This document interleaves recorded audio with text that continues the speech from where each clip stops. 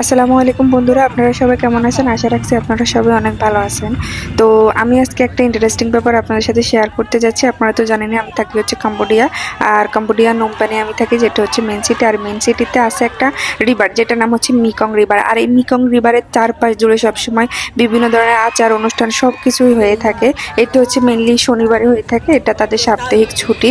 তো আমি গিয়েছিলাম ঘুরতে, আর সেই রিভারের সাইডেই হচ্ছে আমাদের মেইন গেস্ট হাউস, রেস্টুরেন্ট এগুলা।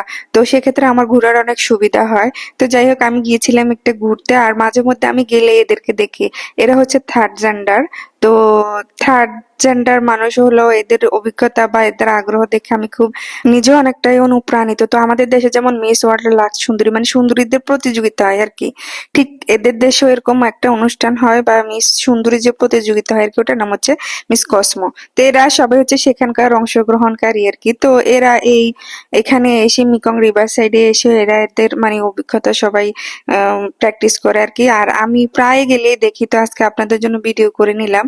তো আসলে জীবনে কিছু না থাকলেও ওরা কিছু করার চেষ্টা করতেছে, মানে নিজেদের অভিজ্ঞতা থেকে আপনাদের সাথে একটু শেয়ার করলাম। কেমন হলো আমাকে অবশ্যই জানাবেন।